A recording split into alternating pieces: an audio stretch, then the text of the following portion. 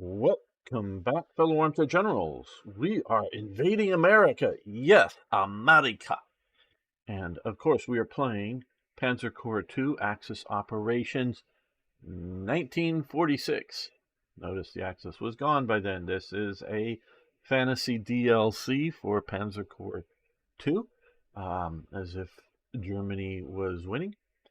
And oh, hey, I'm Gamer1745, if you didn't already know, and I play historically based. Obviously, this is a fantasy scenario, but historically based games, and talk about the history and that around them. So, hey, if you're new around here, why don't you subscribe to the channel? Hopefully, I'm earning everybody to lick the like button. It is tasty. And hey, I'd love your comments. What do you think would have happened had Germany been able to defeat D-Day and hold the line against Russia and push the Allies out of Italy? What would have happened in 46 or later? All right, well, we are, and as we last left it, I'm just going to do this last sort of turn here, a little bit of it here, ending the Battle of San Francisco.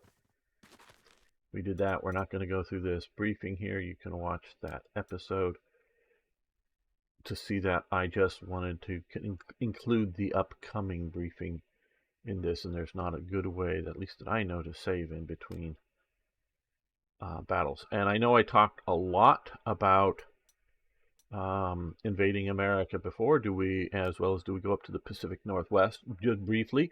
I have not, full disclosure, I have not played either of these scenarios, though I have, you'll see in a moment, deployed for the American, or for the other one.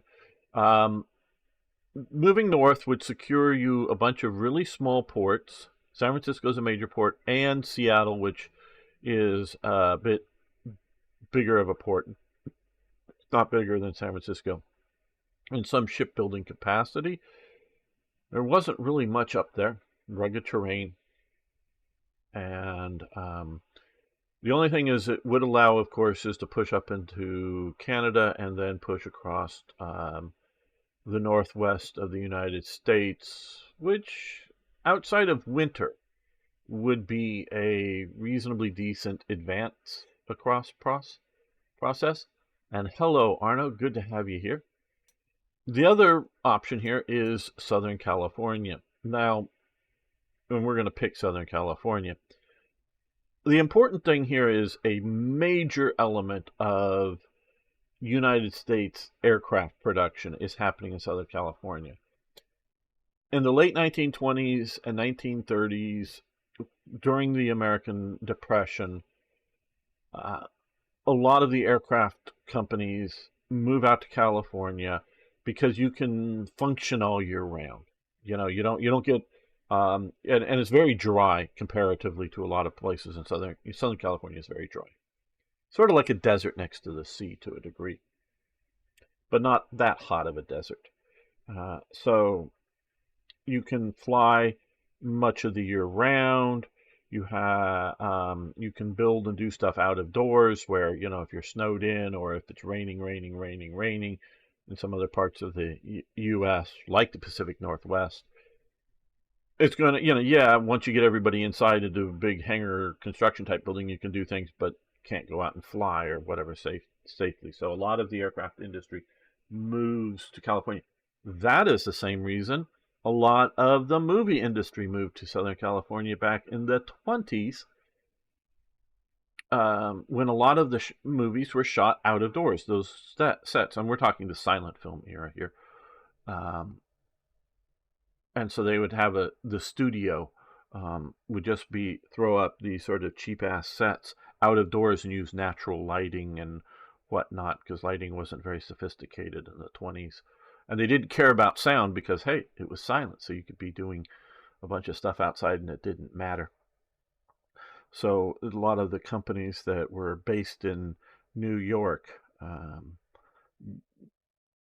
who owned a lot of theaters in New York, moved their production to Hollywood land down in Southern California for that reason. And yes, hello, Arno, over on YouTube. So we're going to be playing the Southern California invasion. So we're going to accept that. And as a game, as an analysis here, it is good to have, whether for a base game or for a DLC, it's good to have different paths. So it's replayability, different challenges. All right. Operation Twofold. Good morning, my general. If you are ready, we have our new orders from the Reich Marshal Monstein to review. With San Francisco Bay firmly under our control, phase 2 of the invasion has begun. As you have opted to fight on more open terrain, we have assigned to lead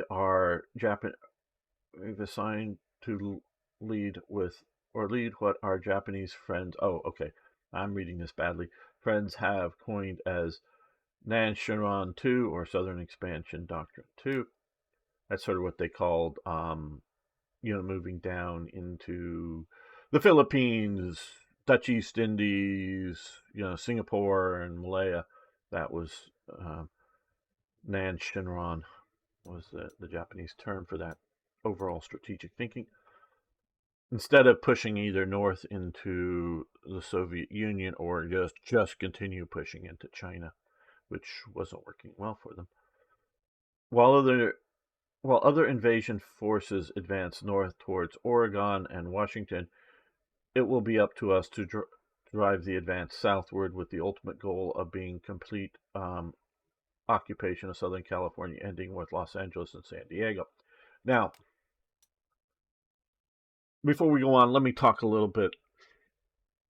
And there is coming out a new DLC very shortly, I think, in just days. That's going to deal for Panzer Corps 2. That's going to deal with things around the Battle of the Bulge, I believe. I haven't yet to look at it. If you're new around here, I do contract work for Slithering/Matrix. I'm not an official employee. I just do contract work, presenting their games on their primarily their Twitch channel, but sometimes their YouTube channel and other things. So yes, I am a paid shill for this game also. So just keep that in mind. Though this I'm just making because I want to. Just keep that in mind. It's not an unbiased playing of it. Now, if science fiction, fantasy, just fiction in general, alternative historical fiction, you need to have a certain level of plausibility with your fiction, okay? And now people can buy into, an alternative history world or a fantasy world or a science fiction world, but to really do it well, you need to construct a functional reality that everybody can buy into, and not because you do a certain suspension of disbelief. So if you were to look at, and as we've talked many times on this channel, there are scenarios that I can see that Germany wins in Europe, shall we say. It's very, very difficult without Germany getting nuclear weapons, them winning globally. But winning in Europe, I can see that happening. Not like in 1944, them throwing out the D-Day invasions and other things like that. It's going to happen earlier and whatnot. And before, hey, argue with me in the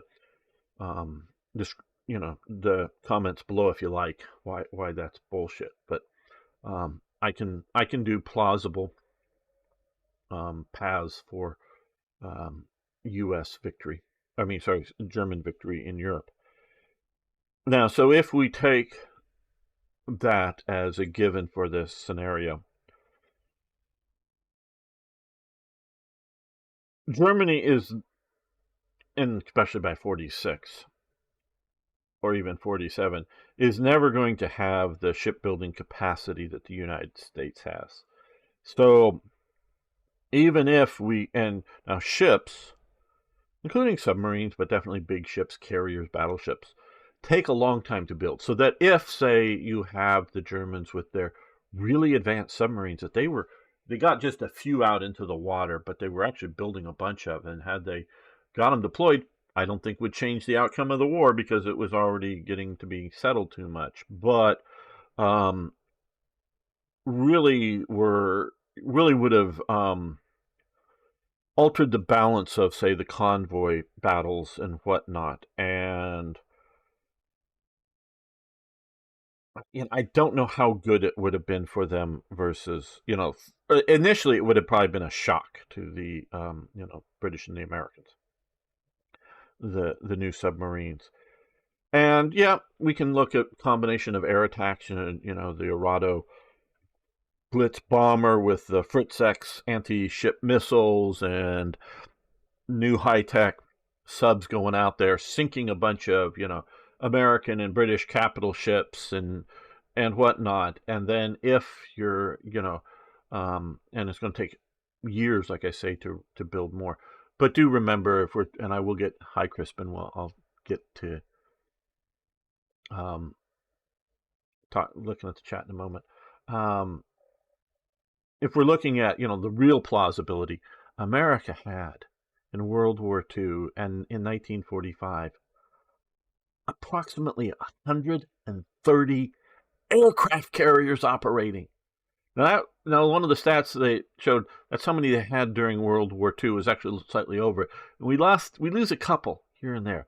So approximately, it might be because we don't, I'm not talking about decommissioned aircraft carriers like the old Langley. We had built a new Langley out there, and the old Langley was not classified as an aircraft carrier. It was still operating, the original U.S., American aircraft carrier. It was still, but it's just sort of a, and it wasn't operating with takeoff and landing stuff. It was just operating as like a transport kind of thing or something. So it was still out there chugging around the ocean, but not considered a carrier for World War II purposes. So 130 carriers. So the real likelihood, if anybody is like going, oh, hey, yeah, it's almost about, Germany could have done this and that and other thing. No, it's just really implausible that even with, like I say, the Arado Blitz bomber, super submarines, yeah, okay, you knock out some of the big fleets, the stuff. So you're really not going to invade America. But let's just say somehow you kind of do so. You're not going to have, and this whole scenario is predicated on capturing some major British fleet that's turned over to the Germans. You're not going to be able to logistically sustain too many invasion forces. We can see how much difficulty the Allies have, and not just the U.S., because Britain does do a major heavy lift of it, but the Allies have of invading the from D-Day onward in logistically. And now they're moving multiple armies. Now, one of my big complaints about Panzer Corps going back a long ways is that, and you will see, which I do think is addressed in the new DLC, but we do not have a consistent scale. What are, each one of these units that are on the map? What is it? Is it a platoon, company, a battalion? Sometimes it seems to be, it varies as to the scale of the map and the scale of the operations. But for the moment, let's say it's of a decent size. I don't know that you would be able to do both a northern and southern push, like they're saying here in California, because if you're moving stuff, now you can be moving fuel definitely coming out of, the Dutch East Indies, and food out of, Asia instead of from Germany, but obviously all your artillery shells and your tank shells and all that's got to be shipped from Germany, because would come either overland over Russia, which would be expensive with railway shipping, or which would be easier and better, come down through the Mediterranean, through the Indian Ocean, across the Pacific. So you have all of that difficulty going on. So my commentary, this should be thought of more as a this or that, not which command do we want to do. Okay, I know talking a lot, but that's again what we sort of do around here is talk about and analyze, histories, including what ifs or just even what actually happened. Before we get ahead of ourselves, though, there's one major obstacle we must contend with: Mount Diablo and its surrounding defensive lines. Primary objective is capture Stockton. Stockton is a port city. And it's a very flat plain in here, and it's sort of rivers, but sort of meandering Dutch style type rivers, Arno. Coming in here, it's a really sort of flat plain, so it does have ocean access. You come in past San Francisco to get to Stockton. Bonus objective: capture flanking cities. It will show elite objective is capturing Mount Diablo. Standing between us and the flat, open California Central Valley are the Oakland Hills and Mount Diablo. These natural terrain barriers form quite effective checkpoints with little surprise America's defensive line. Once we get through to Stockton, our breakthrough will be complete. How exactly we get there is your prerogative. Prerogative. That word. While we could focus our efforts down on a single route of least resistance, overwhelm the American defense lines in a very localized sector, the wider our advances, the more opportunities we have to capture additional resources. As soon as our flag raised over Stockton, I'll pass word of our success back to the Reichsmarschall. Victory to Germany. Okay, now, yeah, we're over the deployment limit. Let's see. Okay. We have received an unexpected gift, mein General. While the Yamato was a beached wreck, apparently the Japanese salvage crews determined that one of its turrets was still operational, using extensive dock facilities. We captured it in San Francisco Bay, and there was a lot. They have been able to remove the turret from the Yamato and refit it on one of our damaged Landkratzers. It appears the indomitable fighting spirit of the Yamato will continue to join us in our campaign ahead, although I am not sure they will appreciate the design we have given this one to the kind of Landskreis Reich Minister. Speer is following the naming convention, apparently started with the mouse and the Rate as christened this vehicle. The Meerschwingen? The Meerschwingen? I don't know what that means. Maybe we have some German speakers. You could translate that. I'm sure I'm butchering the thing. Okay. So that sort of sets up. So we have this big monstrous vehicle. Even though it looks like it takes up more than one hex, it just does take up one. Okay. Let's see. Address the chat now. I've downloaded the Dune series from 2000-ish. Yes. Everybody out there, we have a Discord server. Maybe Arno wants to throw up in, yes, and I see hi over on Rumble, throw up in the chats a link to our Discord server. And we've reinstituted Friday evenings European time movie night. And yesterday's movie night was the original David Lynch Dune. And we will continue doing other movies, so you might want to join us and hang out with us for that. And we did watch that. And I have seen the 2000s, that version of miniseries of Dune, and I thought it was okay.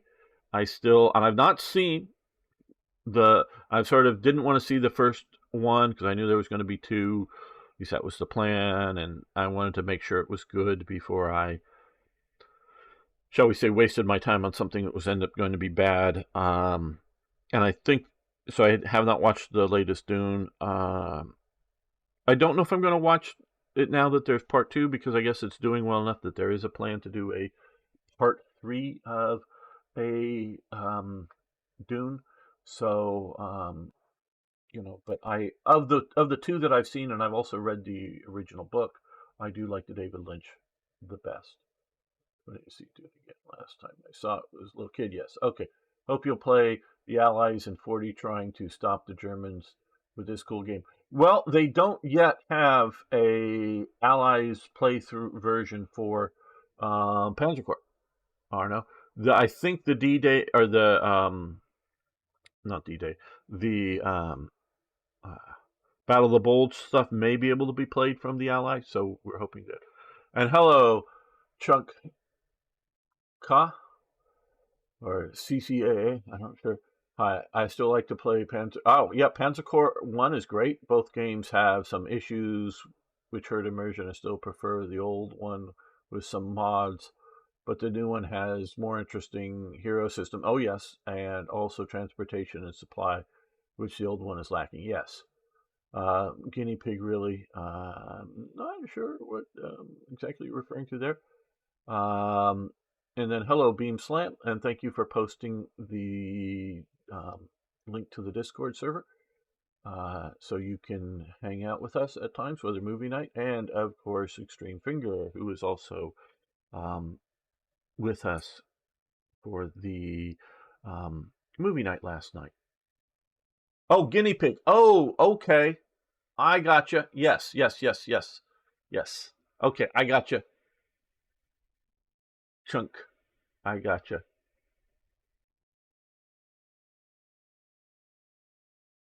Now I gotcha what you mean. Okay, so guinea pig.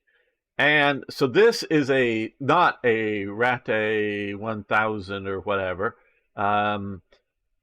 I guess this is a super bigger guns. The Yamato had 18-inch guns. I don't think that's what was proposed for the German. Well, I actually brought it up here on Wikipedia. No, it's. No, I'm just clicking over to the wrong.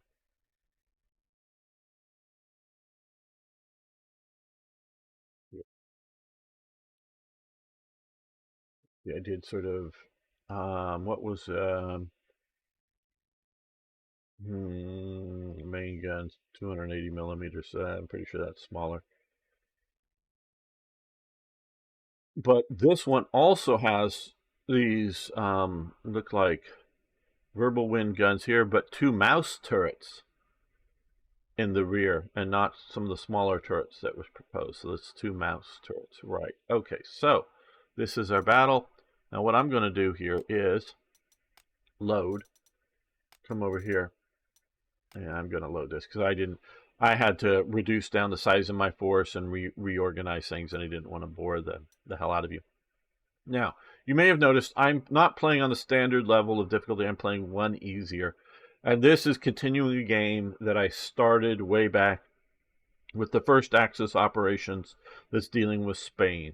One of the reasons I went to a slightly easier version of the game, well, there's two reasons. One, I just sort of wanted to play through it without a great difficulty. But when you were playing with the Allies and the Spanish nationalists, which you didn't control, we'd go in and make stupidly suicidal attacks, and then get replacements for their forces, and that was coming off the base prestige for sort of for some reason a combined prestige between the nationalist and sort of German expeditionary force. So it was wrecking my prestige and being very hard to play that way. So I did that. So because I am playing on the easiest settings, the goal is not in 19 turns to win. The goal is in 19 turns to get both the bonus and the elite objective. So if you're going, yeah, gamer, you're playing it easy. Yeah, not the easiest mode, but one bit easier. And yeah, and I've lost completely lost some units during the time, but you'll see a lot of these guys are now not lost. We've got heroes in most all of these units to the max 3, and units that have been around just because we've continued to upgrade the vehicles over time. are mostly 5-star, so they and have other traits. So it's really a sort of a super army here. So that's why I'm going with we need to get the bonus and the elite objectives to sort of balance that out within it. It's land ship. All right, so we will end the deployment phase. Yes, I want to end it. There's one hero a river crossing, and I'd have no rivers here, so I didn't need to deploy it with anybody. Right. And so all I've done is sort of test and get to a couple initial sort of attacks here. Not even completed the first turn. Before getting this set up a few moments ago before starting. All right.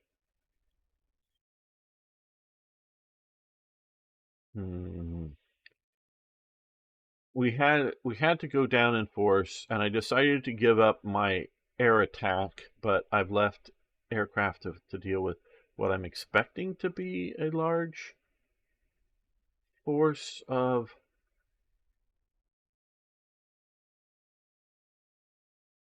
American air power.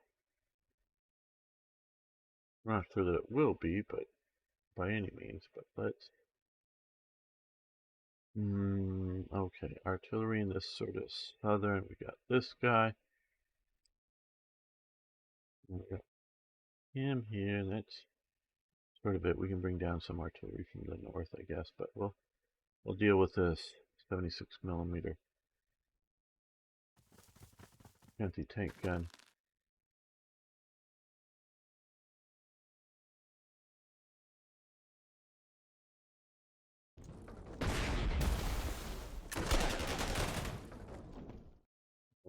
Well, they sort of kind of survived. Now, maybe I should have used these guys as right there. Yeah. More we can erase. Oh, okay. Yeah. I think he's going, well, be able to shoot at this too.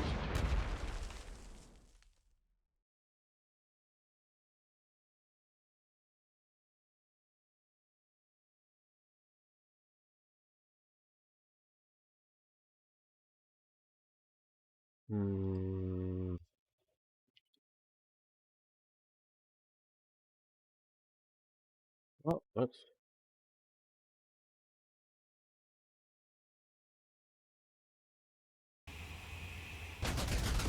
this also reduces their entrenchment.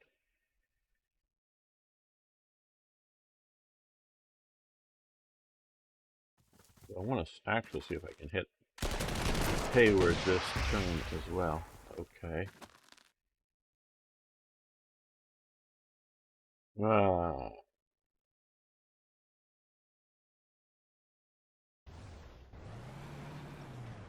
Be an overrun.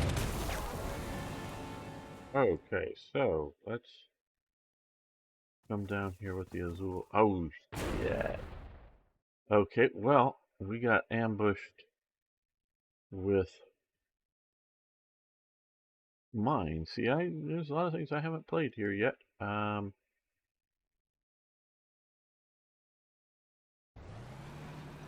we have more mines and anti-tank.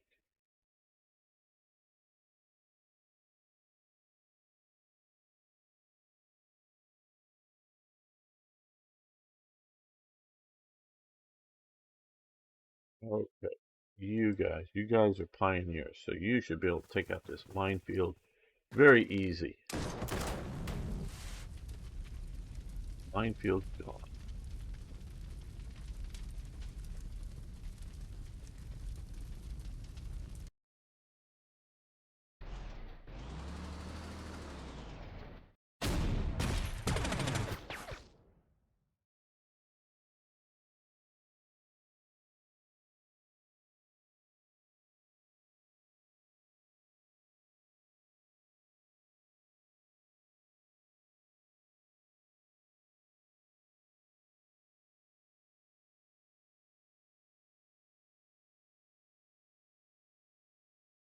Let's not overextend just yet.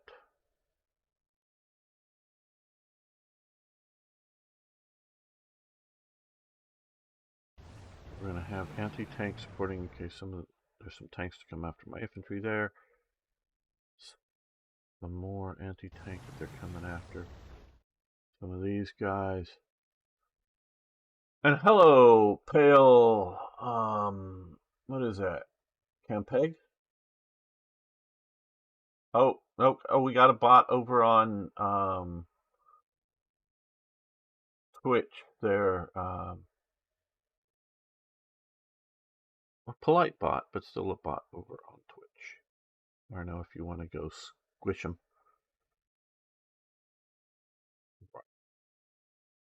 Now, this guy is classified as a tank, but you can see it has sort of an artillery ranged thing.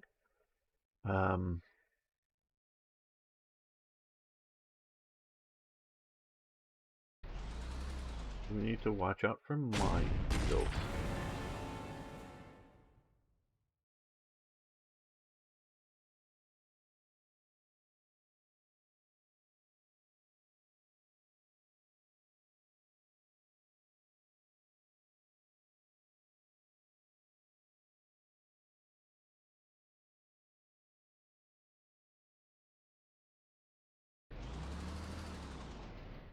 Artillery up there, we got these guys here.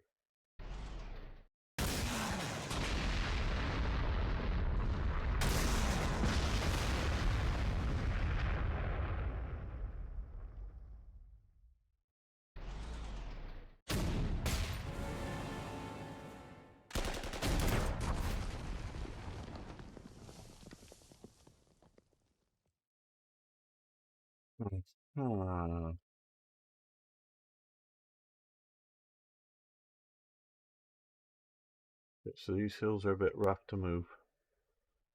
Some transport through.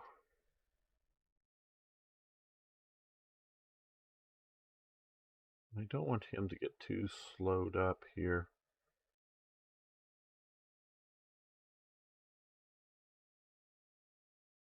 He's only going to have one shot.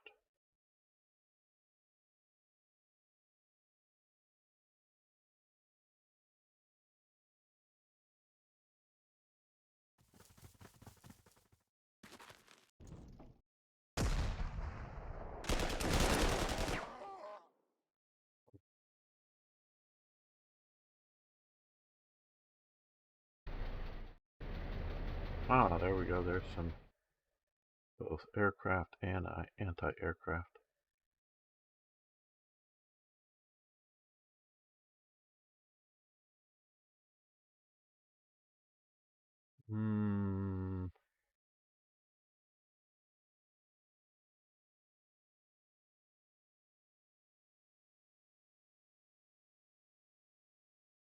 He could move to there. But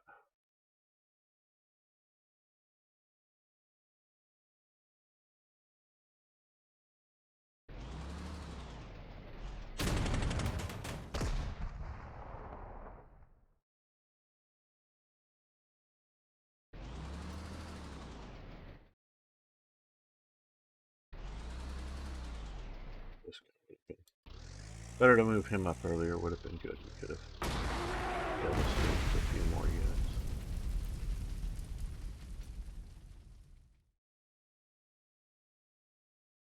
Okay, well.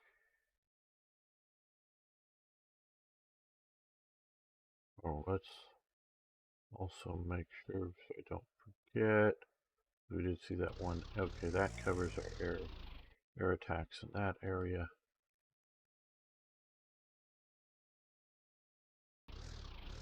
That guy protected.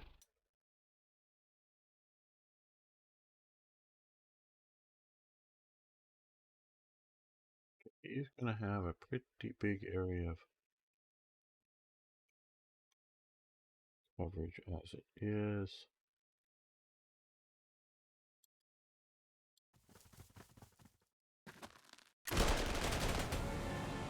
Right. Okay, well.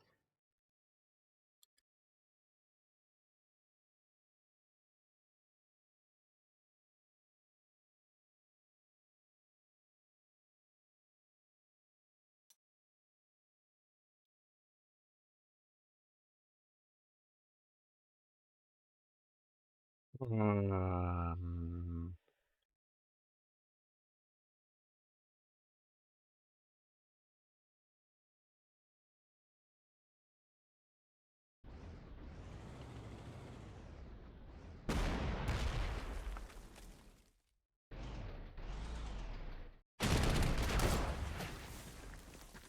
oh, forcing a withdrawal. Okay, so we have mines there. Good that we're spotting that.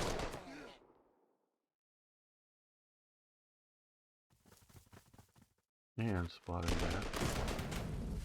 Okay, so, oh, urban legend, level 2. Coast defense improved there. Right, well. Now we've got these tank destroyers up here. And we're going to hit them with our big howitzers.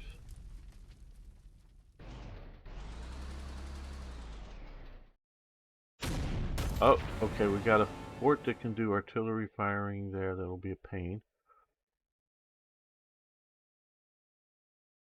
But it looks like we can move up to the left.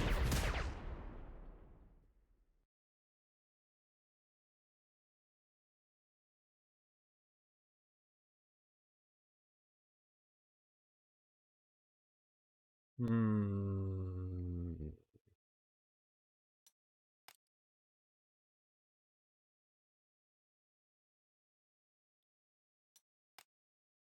Get that down, I think.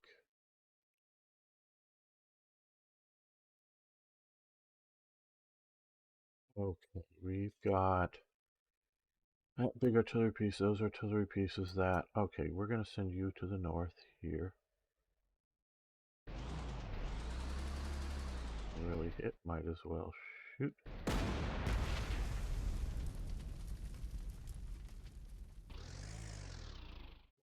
Some of it with anti-aircraft.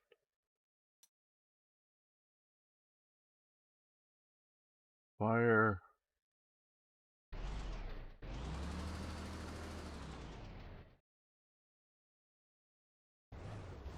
Bit more there maybe. You guys.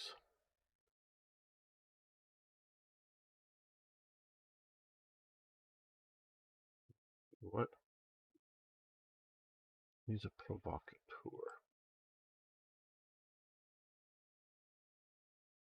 Okay, we'll risk getting you deployed to there. You come to here.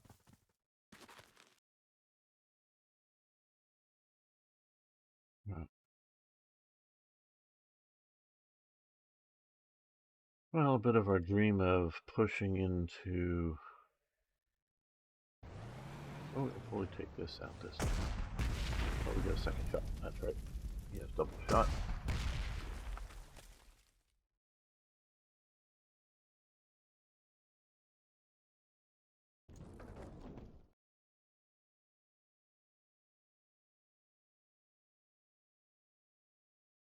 No, that's not. I want the artillery piece.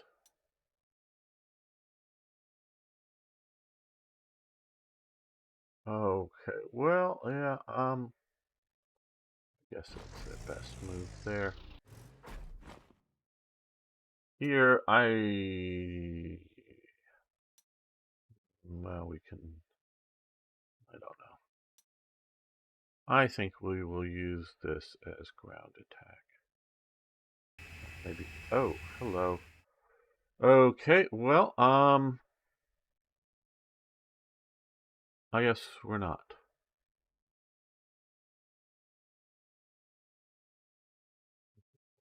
They'll be able to shoot at us next turn, but that's it. Okay, we've got 1, 2, 3, 4 infantry units going through here. 1, 2, 3 here. 1, 2, 3 up there. So these guys, and we have small cities and fortified lines going along there. Dublin coming through here. Like I said, we have 4 for the south. Coming through here, we've got 3. Yeah, I guess we will head north with this guy. There we go.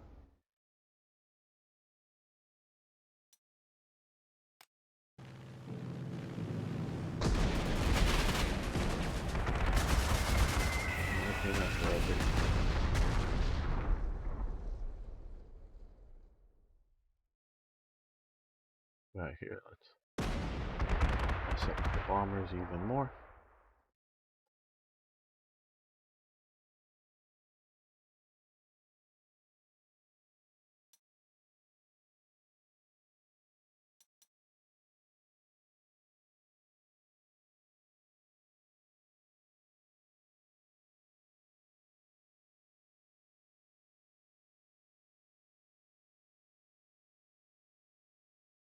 Okay, well, we can come here.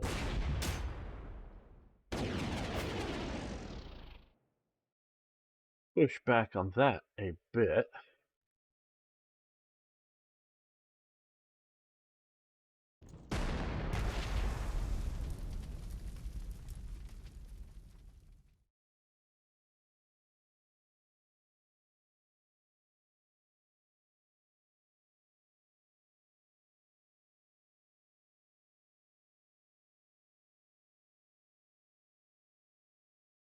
Yeah, it looks like this tiger may be the best way to...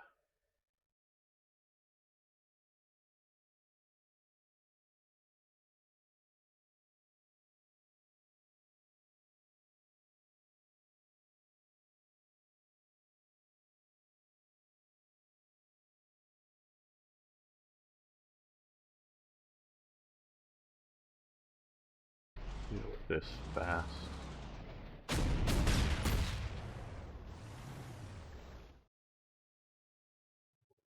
Okay.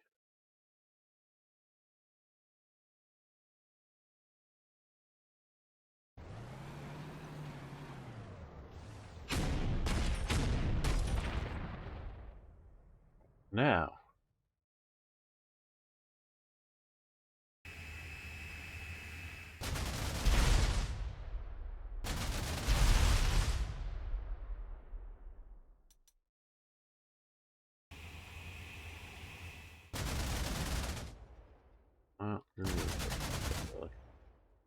okay, well, that's a bit of a help.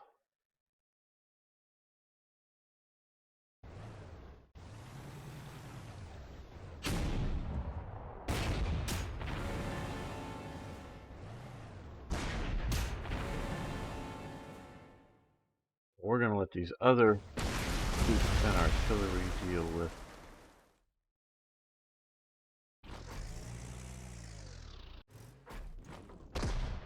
these guys here.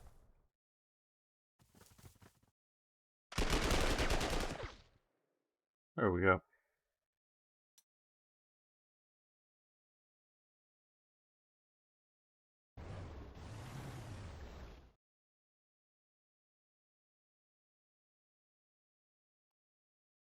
Do you still have any movement left? No. This guy, no, 6 cents. Right, okay. We'll allow him to come up front like this. We'll allow these pioneers to get out in front. They'll have anti-tank support and artillery support from the Calliopes.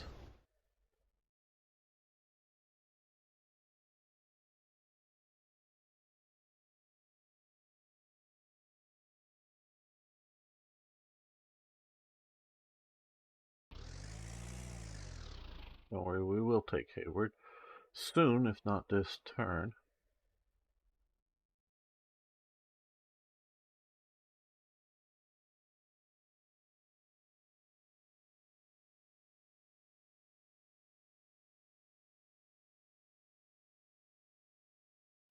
Even take it with our artillery, yay.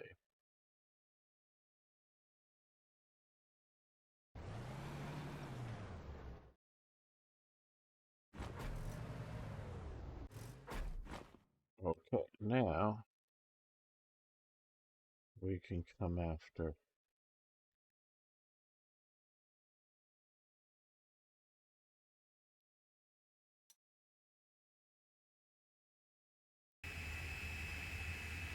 take down the fire.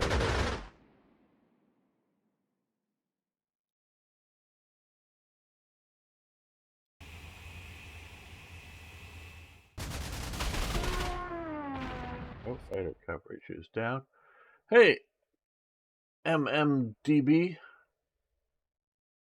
From across the Pacific with the Japanese help. And that's how the scenario goes.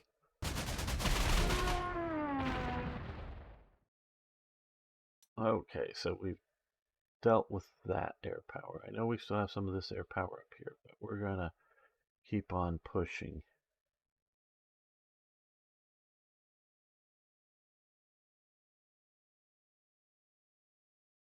All right, let's move you up here. Oh, we got some good choice targets here.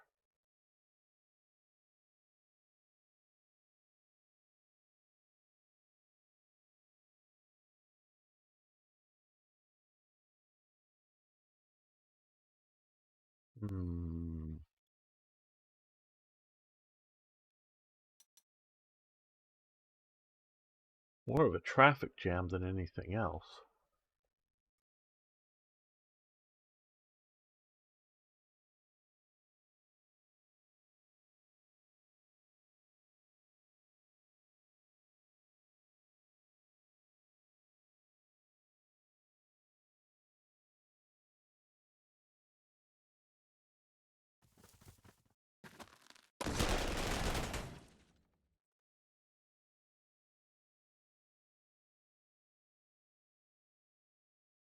Hopefully we'll do this.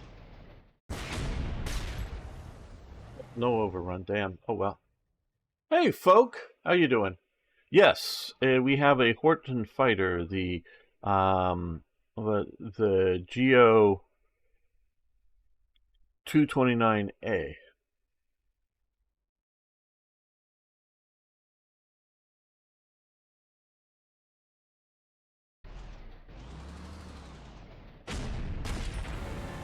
That's an overrun. Now we can see about attacking again. Let's see here. Right, well.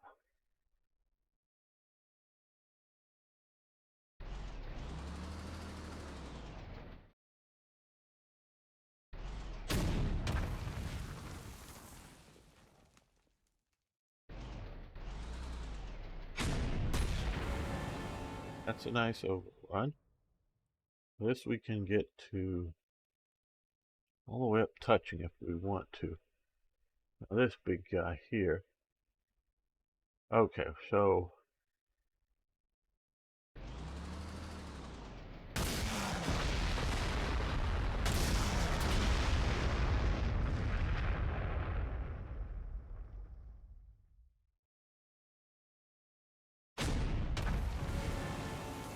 we can make it to there. Now this can come to here.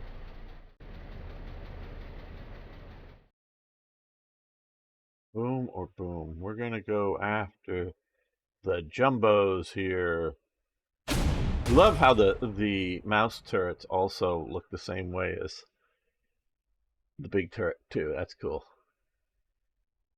Why are there so few infantry? Well, folk, well, I don't know. We got I'm definitely heavy in the armor and the artillery, but we've got, 4 infantry units there, 3 here, and 4 down here, so it's somewhat balanced. At least for this game.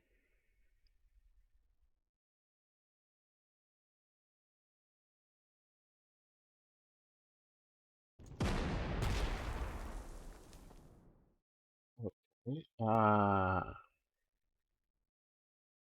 Pioneers could take those mines out.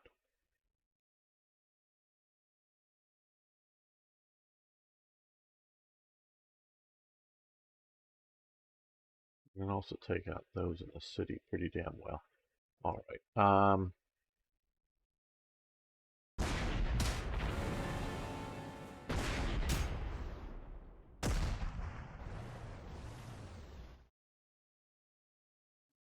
This guy here. Okay. You come there. Hopefully, yeah. Need something of an overrun capability here.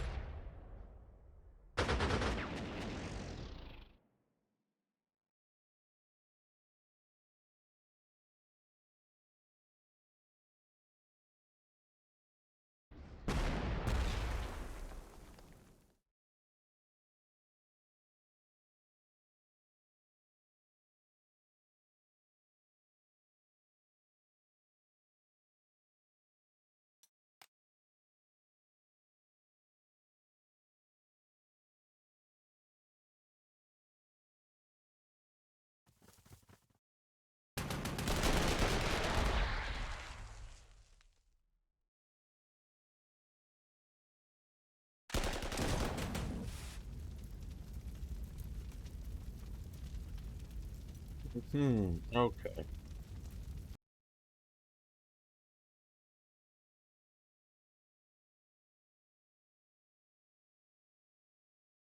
Let's let's see about moving you up to here. Okay, that gives us a pretty good look along that route. Good, and gives us a lot of air cover.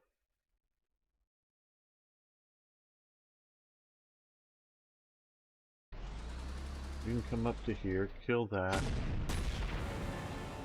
overrun to here. Now we can move you up to here. Still strike there.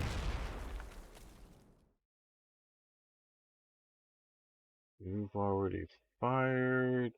You have not. You can come up here and fire. That's why I like this guy, because he's another armored.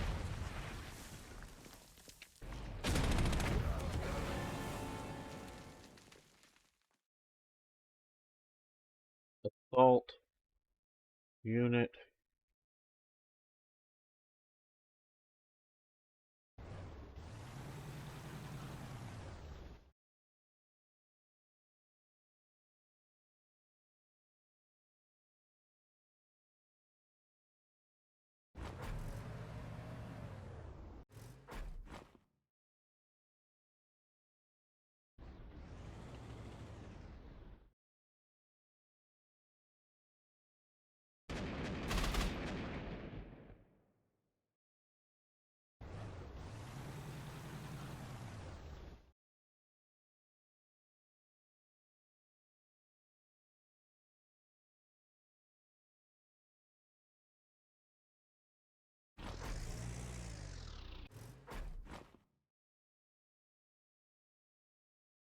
Well, I guess we're going to walk across the hills with you.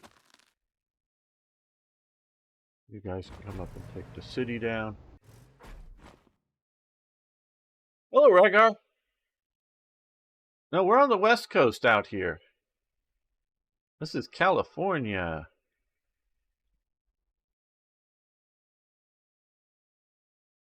Okay, so like here, like we were having, it was a bit of a traffic issue here. Try to get all these guys through the mountain pass or the hills. That should still cover that guy.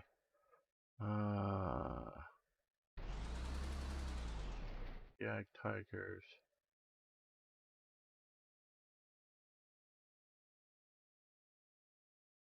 Yeah, it is, but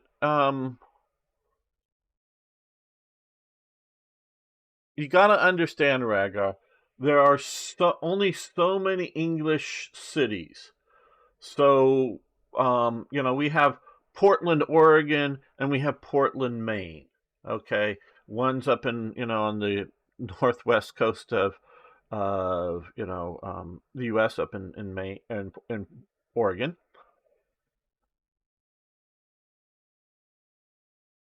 And the other's up in the northeast coast up in Maine, and we've got, uh,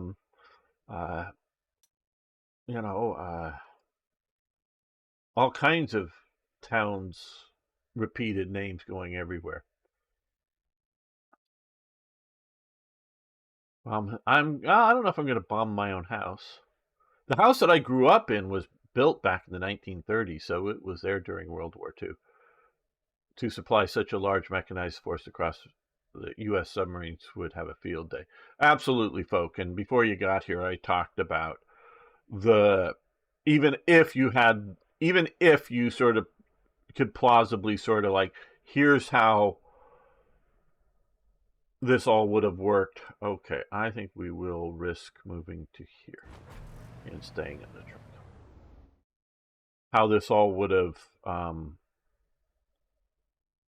possibly worked. And there would have been huge logistical problems. Oh, no, I'm going to undo that. I didn't see that I left this guy. It's a little bit for the prestige 50, but I just don't need them to have the intelligence behind us. good reason to go back and watch the start of the episodes when it comes up to talk when I talk about the logistics there. Wouldn't Germany and Japan improve ASW and murder U.S. subs? Okay. I've been reading more and more about subs in the last, I don't know, 6 or 7 months.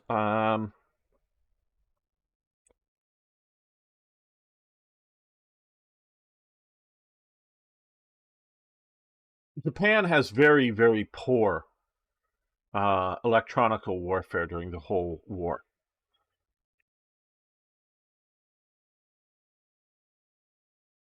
Their late war ships or subs and ships are mostly using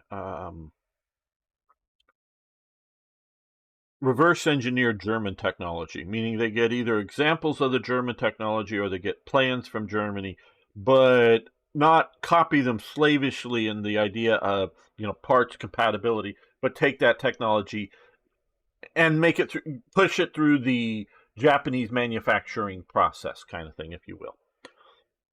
I believe the I-400 and the I-401, those are the two big super. And there's a third that was completed, I think, but not actually deployed, I think. But the two big carrier submarines that the Japanese had that would carry 3 aircraft. They had a bunch, including, Britain before the war starts has at least one, submarine that carries an airplane. Americans briefly have a sub well before the war starts that carries an airplane. Both of those, I think, are decommissioned by the time the start of the war. The big super sub that the French have, the Surcouf, that have the two big cruiser-based guns on it.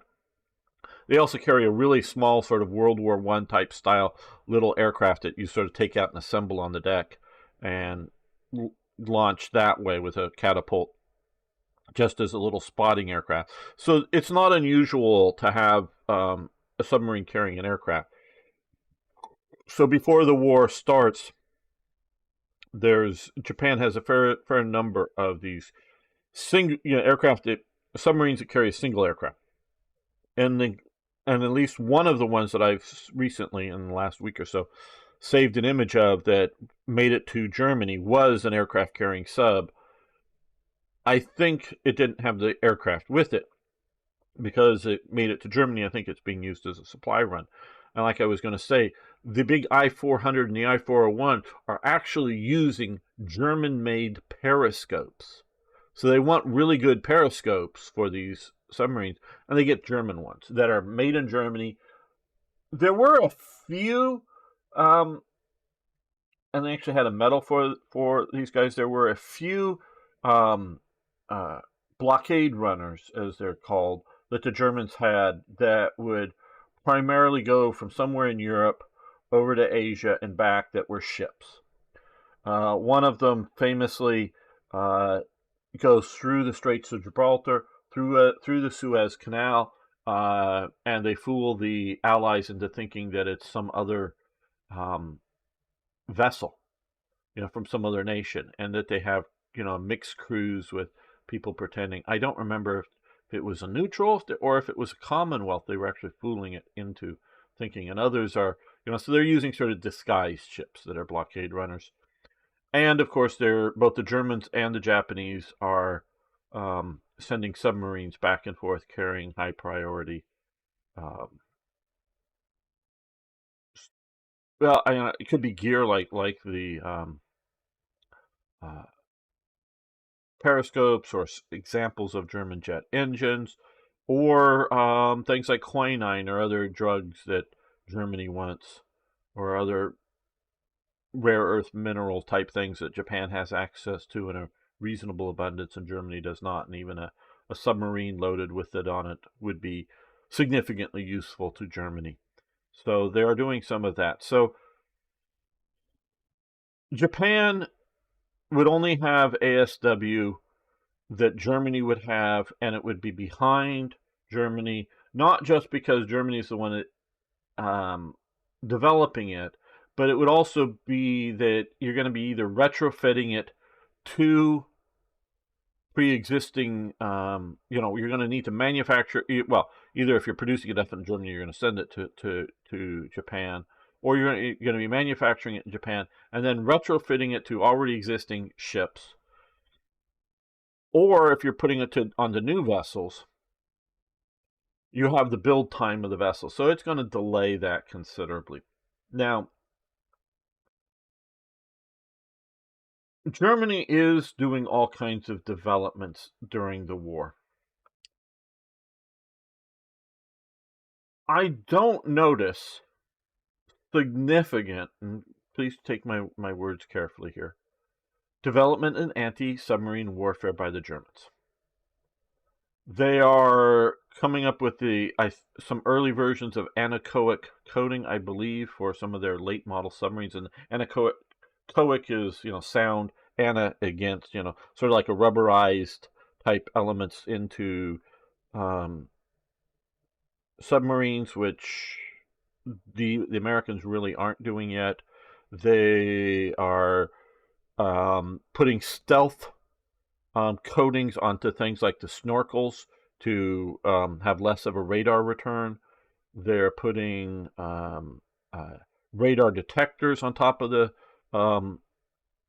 snorkels, so that, because when you're running a snorkel, you can't see or hear anything unless you're going super slow. Because the Germans have a problem, and they fixed this post-war in America, and presumably German too in a modern sense, that if you're going fast through the water, underwater, with your periscope deployed, I'm not sure if it fully breaks the periscope, but it definitely, and I have to reread this, it definitely knocks your periscope out of alignment so that you can no longer use it to like plan torpedo attacks. Meaning that, when you're like trying to figure out the degrees of angle and read off the periscope from your ship for the enemy submarine, that's all gone to whack. I mean, it just doesn't work anymore. So you have to move slowly through, like you normally do for battery speeds, through the under the water, at least for the German. So the Germans, so when the Germans are using their snorkels, and the Japanese also, like the I-400s, 400 and 401, they have either also imported from Germany snorkels or copies of the German snorkel system added to those big submarines, and they're added, and you can sort of tell it when you look at the pictures. They weren't. I'm pretty sure they're added from reading, as opposed to original part of the construction. But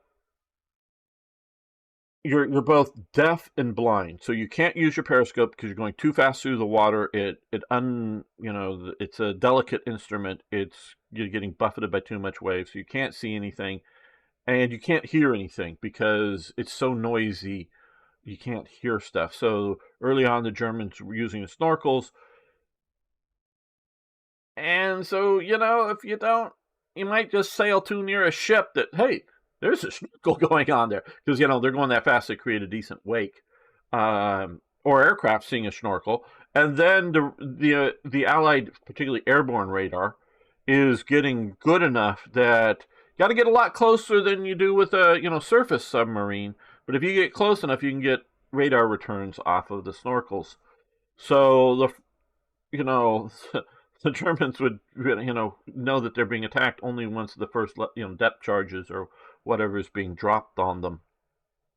So they make a little little antennas up there that pick up what they believe, not always correctly, what they believe the frequencies of the radars that the Allies are using. So as soon as they're painted with radar from presumably most likely an aircraft,